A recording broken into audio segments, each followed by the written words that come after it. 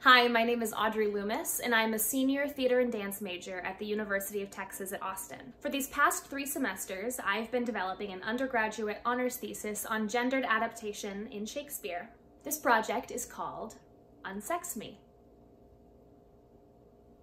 My process consisted of conducting interviews with 13 theater artists that all deal with gender and Shakespeare in different ways, and then creating my own adaptive performances of Shakespeare scenes. Something that makes me feel like I would be into working with Shakespeare if he were a contemporary playwright. So much of humor in contemporary and recent theater is like, oh, haha, like men do this and women do that. And the joke is if they ever cross over into the other person's gender behavior. And Shakespeare has so much humor coming from gender by pointing out that ridiculousness, by exposing how strange that dichotomy is, and he has his characters manipulate that to their advantage, which I think is really fun and something that intrigues me. I love the idea of manipulating gender for my betterment or my personal interest, as opposed to being like trapped by it. The original company that performed Shakespeare was all male. The leading male roles were played by master, experienced actors, while the women were played by less experienced apprentices. These apprentices were actors in training and would have hoped to one day become masters. Shakespeare wrote with this structure in mind, and this hierarchy of performers was embedded into the plays that he wrote. While Shakespeare put care into writing his female characters, he was also limited by this structure. Out of so many wonderful characters, the character of Ophelia in Hamlet is one that I'm always drawn to. When I say that Ophelia is such a good girl is because she does everything that is asked of her in that play. And throughout the play, she's always trying to satisfy everybody else's expectations. She's trying to still be a good person, a good girl. She's still trying to love Hamlet, and he abuses her. He verbally abuses her. And I think that she is so indicative to something that we all struggle with. I struggled with it when I was, somewhere between the ages of 13 and 20. Women are expected to be a lot of things to a lot of people, and we're expected very often to always do the right thing, to be the one to clean up the mess, to be the one to sacrifice ourselves, to be the one to go beyond the limits that are safe and sound for others. And that's what is asked of Ophelia. And, in a play that is so much about Hamlet's madness, here's somebody who is actually going crazy, and she falls between the cracks, and she just breaks my heart. Because the intention of these plays was to be performed by an all-male company, any casting of a non-male performer in these works is an adaptation of the plays, because it goes against the playwright's intent. I found this realization to be incredibly liberating, because once we let go of the idea that we need to adhere to any traditions, we have more freedom to allow the performance to say what we want it to say. I also found that this gives a great deal of agency to the artists who are performing Shakespeare's works today. All 13 of the artists I interviewed are all dealing with adaptation of Shakespeare in different ways, but the degree of adaptation is entirely up to the artist. My audacity and my stupidity and my privilege, and at some point thinking like, hey, I want to try and write like Shakespeare. I think it's part of my job as an artist who teaches to give other people that same sense of audacity and stupidity. The stupid part of that idea is that I have any iota of the talent. I think the privilege, much of it unearned, has to do with my race and my gender. I think there are parts of it then that can be earned by others, that is through practice, through craft. And I think that's the part that as a teacher I need to give more people that sense, so that there's a greater array of people who have that kind of audacity and who have the earned part of that privilege rather than the gifted part of that privilege, the unfairly gifted part of that privilege. Part of a degree should be artists looking at other artists and making gateways for them so that more people can enter into that feeling of the privilege of practice and the privilege of craft. I think our job is to do things that are stupid and audacious. And so it's a pleasure to expand the canon by doing things and inviting other people to be just as stupid, if not more stupid, and more audacious. The first scene that I decided to perform is from The Winter's Tale. King Leontes of Sicilia is convinced that his wife, Queen Hermione, has cheated on him with Polixenes, who is the king of Bohemia. He has put Hermione on trial for her life in front of the entire court, accusing her of adultery, and of conspiring with his right-hand man, Camillo, to kill him. The trial is to conclude with a message from the oracle of the god Apollo, who is to reveal whether or not Hermione is guilty. I performed this scene with my fellow UT student, Will Kachi. We decided to perform the scene once with traditional casting, and then to switch roles. Because we were going to perform the scene both ways, an aspect of the storyline had to be cut. Originally, Hermione has just given birth before the trial occurs, and Leontes is suspicious of the paternity of the child. In adapting this scene, I had to cut any mentions of the baby. In a traditional telling of this story, this heightens the emotional stakes of the scene and is integral to the plot following, but in my adaptation, it had to be cut. This session's to our great grief we pronounce even pushes against our heart.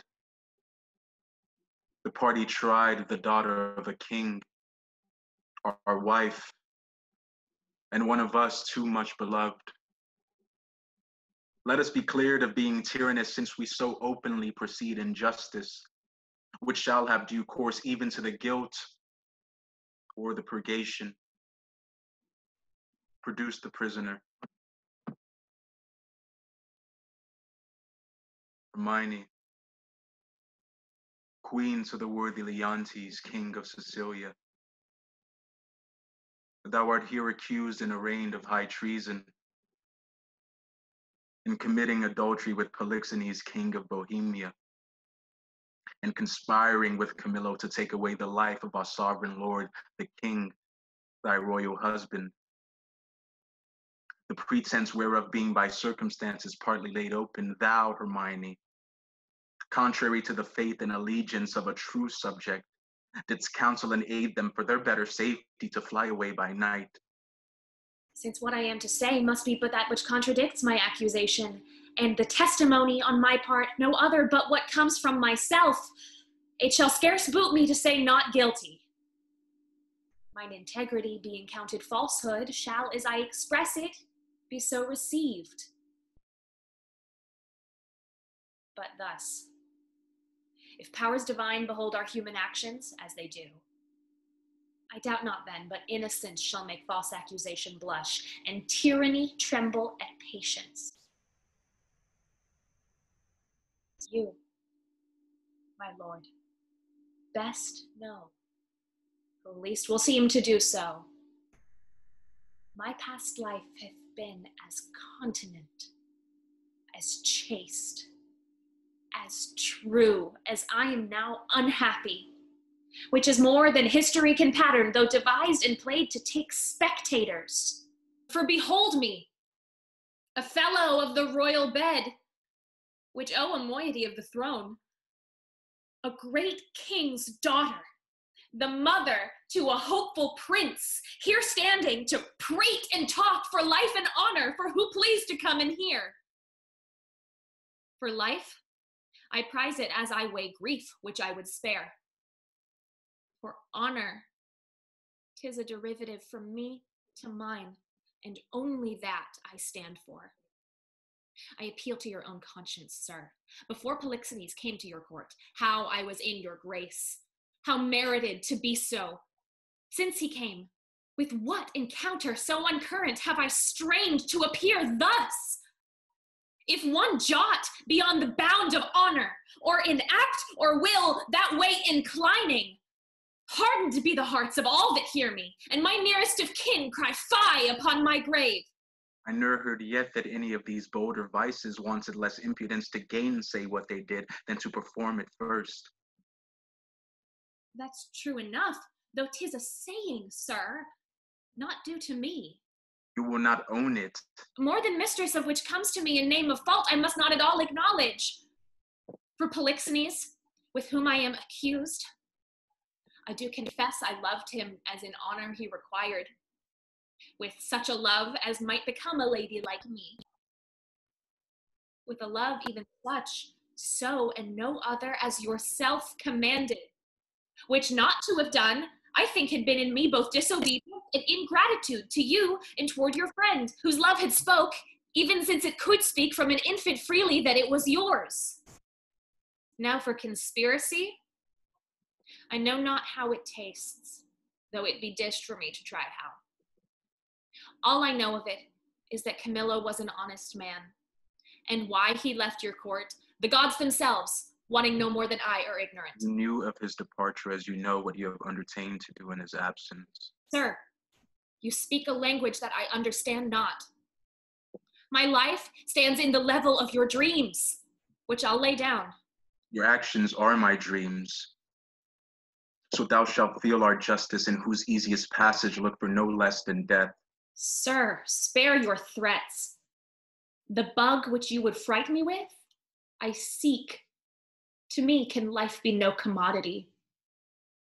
The crown and comfort of my life, your favor, I do give lost, for I do feel it gone, and know not how it went. Now, my liege, tell me, what blessings have I here alive that I shall fear to die? Therefore proceed. But yet hear this, no life, I prize it not a straw, but for mine honor, which I would free, if I shall be condemned upon surmises, all proof sleeping else, but what your jealousies awake. I tell you, 'tis rigor and not law. Your honors all, I do refer me to the oracle. Apollo be my judge. This your request is altogether just. Therefore bring forth and in Apollo's name his oracle. I will break up the seals and read.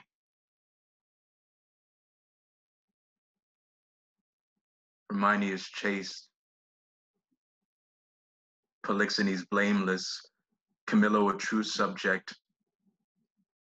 Leontes a jealous tyrant, and the king shall live without an heir, if that which is lost be not found. There's no truth at all in their oracle. The session shall proceed. This is mere falsehood.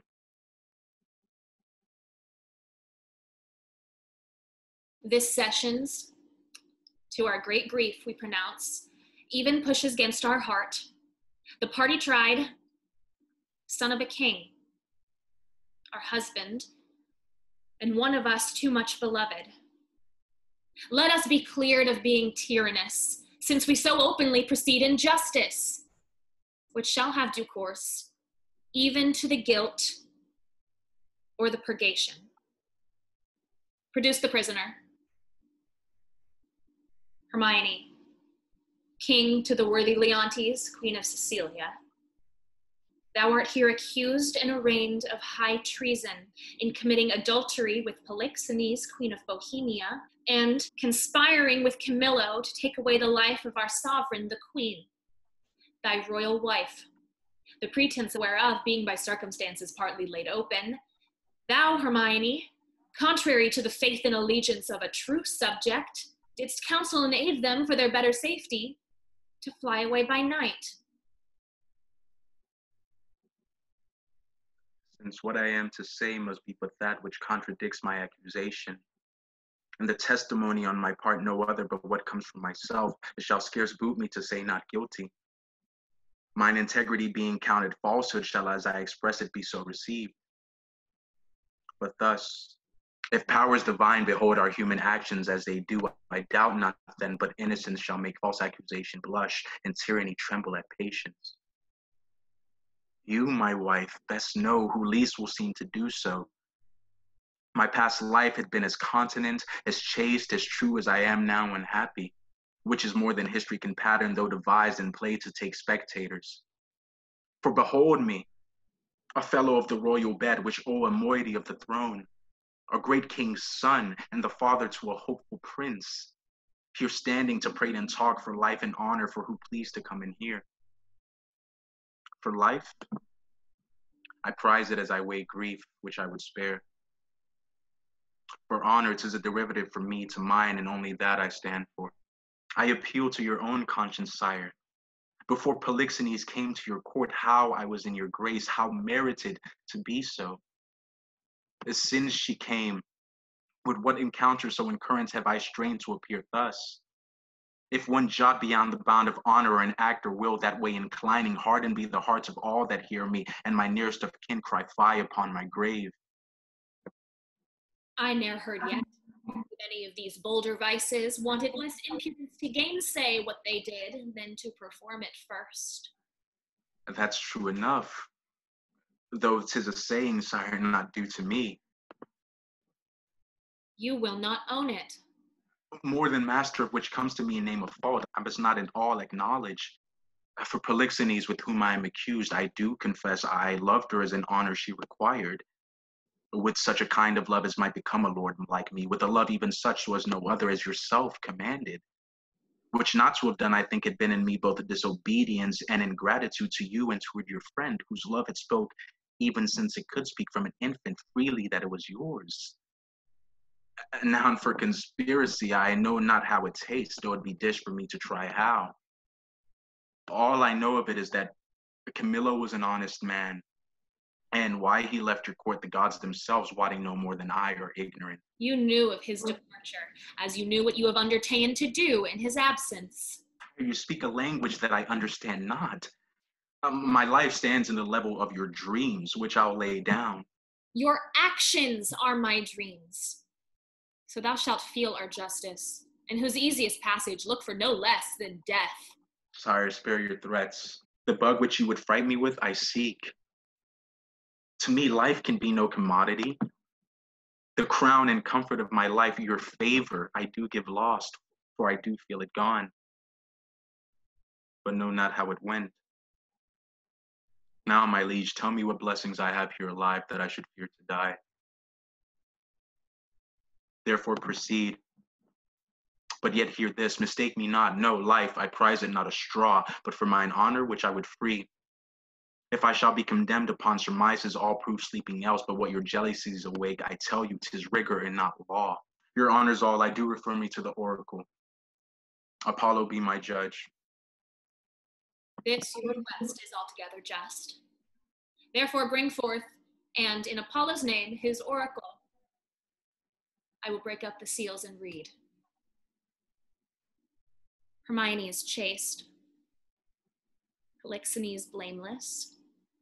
Camillo a true subject. Leontes a jealous tyrant, and the queen shall live without an heir if that which is lost be not found. There is no truth at all in the oracle.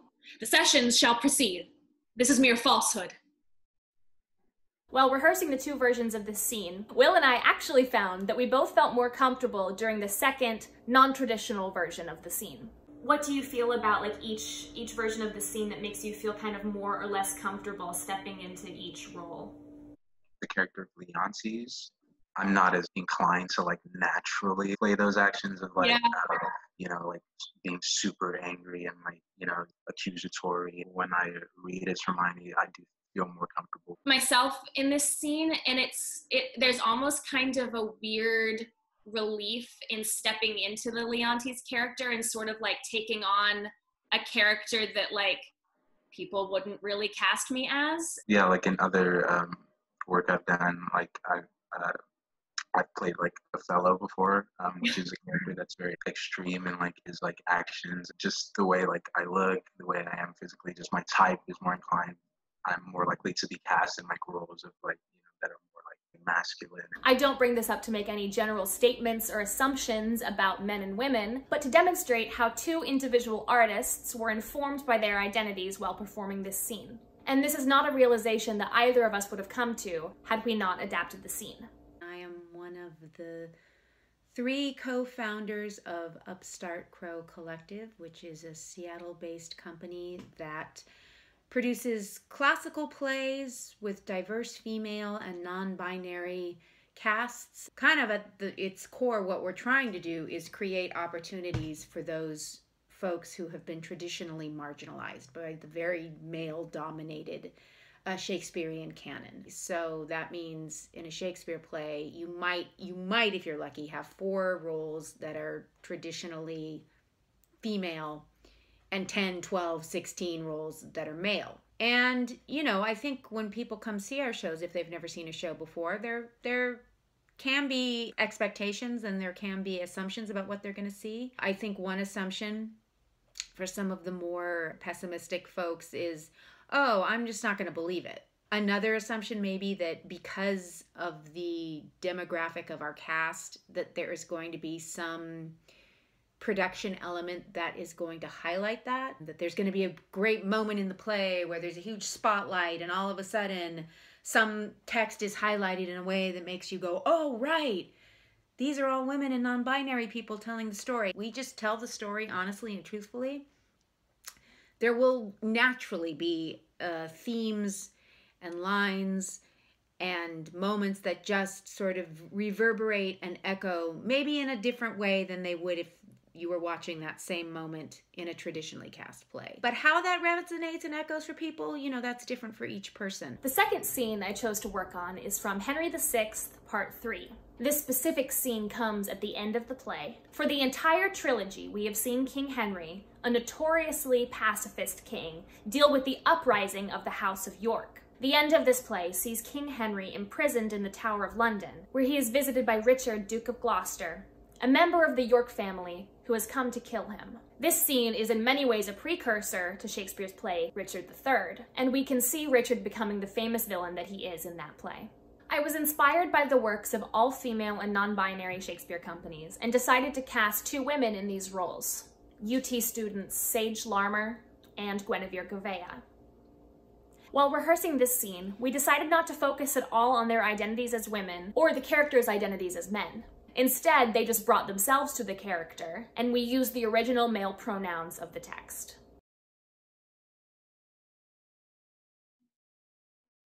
Good day, my lord. What, had your book so hard? Aye, my good lord. My lord, I should say rather. 'Tis sin to flatter. Good was a little better. Good Gloucester and good Devil were alike, and both preposterous. Therefore, not, good lord. What scene of death hath Roscius now to act? Suspicion always haunts the guilty mind. The thief doth fear each bush and officer. The bird that hath been limed in a bush with trembling wings misdoubteth every bush. And I, the hapless male to one sweet bird, have now the fatal object in my eye, where my poor young was limed, was caught and killed. Why, what a peevish fool was that of Crete, that taught his son the office of a fowl. And yet, for all his wings, the fool was drowned. I, Daedalus? My poor boy Icarus, thy father Minos that denied our course, the sun that seared the wings of my sweet boy, thy brother Edward, and thyself the sea, whose envious gulf did swallow up his life. Ah, kill me with thy weapon, not with words. My breast can better brook thy dagger's point than can my ears that tragic history. But wherefore dost thou come? Is it for my life? Think'st thou I am an executioner? A persecutor, I am sure thou art. If murdering innocents be executing, why then thou art an executioner. Thy son I killed for his presumption. Hadst thou been killed when first thou didst presume, thou hadst not lived to kill a son of mine. And thus I prophesy, that many a thousand which now mistrust no parcel of my fear, and many an old man's sigh, and many a widow's, and many an orphan's water-standing eye, men for their sons, wives for their husbands, and orphans for their parents' timeless death, shall rue the hour that ever thou wast born. The owl shrieked at thy birth, an evil sign.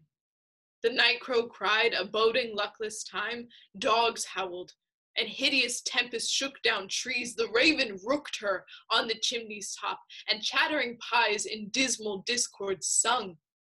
Thy mother felt more than a mother's pain, and yet brought forth less than a mother's hope. To wit, an indigested and deformed lump, not like the fruit of such a goodly tree. Teeth hadst thou in thy head when thou wast born, to signify that thou camest to bite the world, and if the rest be true which I have heard, thou camest— I'll hear no more. Die, prophet, in thy speech! For this amongst the rest was I ordained. Aye, and for much more slaughter after this. God forgive my sins, and pardon thee. What? Will the aspiring blood of Lancaster sink in the ground? I thought it would have mounted. See how my sword weeps for the poor king's death. Oh, may such purple tears be always shed from those that wish the downfall of our house. If any spark of life be yet remaining, down to hell, and say I sent thee thither.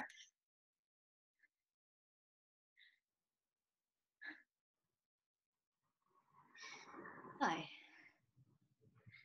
that have neither pity, love, nor fear.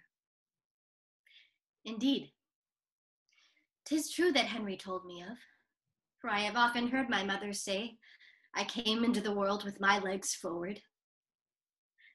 Had I not reason, think ye, to make haste and seek their ruin that usurped our right? The midwife wondered, and the woman cried, Oh, Jesus, bless us, he is born with teeth. And so I was, which plainly signified that I should snarl and bite and play the dog. Then, since the heavens have shaped my body so, let hell make crooked my mind to answer it. I have no brother.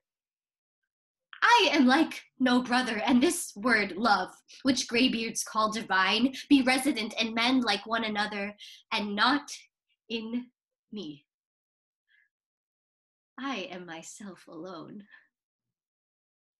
Clarence, beware. Thou keepst me from the light. But I will sort a pitchy day for thee, for I will buzz abroad such prophecies that Edward shall be fearful of his life, and then to purge his fear, I'll be thy death. King Henry and the prince his son are gone. Clarence, thy turn is next, and then the rest, counting myself but bad till I be best. I'll throw thy body in another room, and triumph, Henry, in thy day of doom.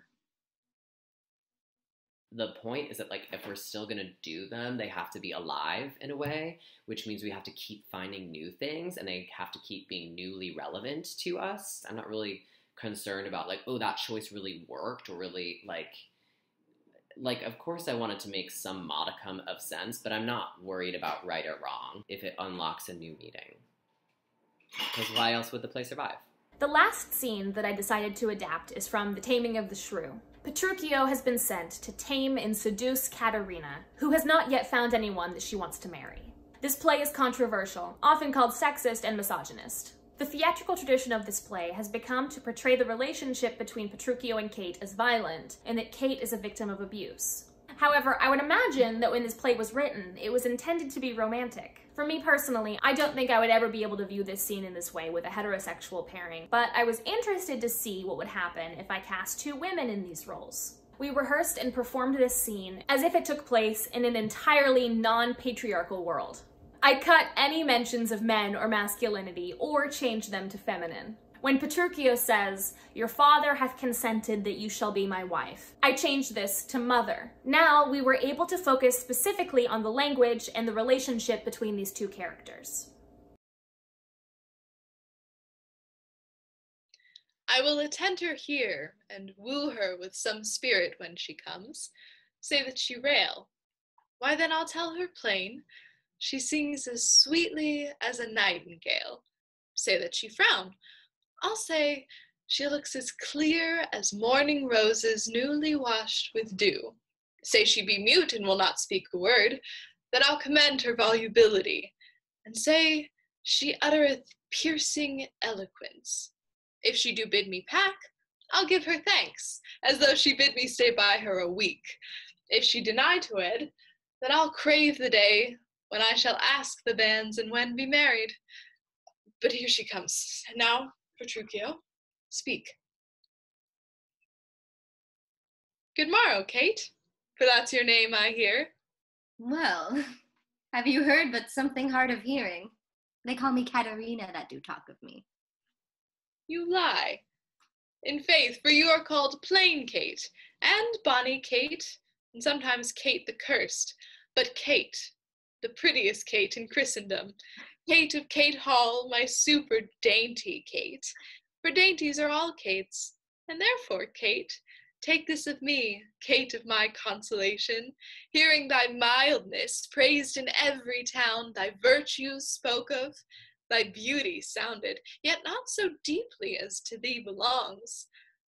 I myself am moved to woo thee for my wife. Moved? In good time. Let him that moved you hither remove you hence. I knew you at the first you were immovable. Why? What's immovable? A joined stool. Thou hast hit it. Come, sit on me. Asses are made to bear, and so are you. Women are made to bear, and so are you. No such jade as you, if me you mean.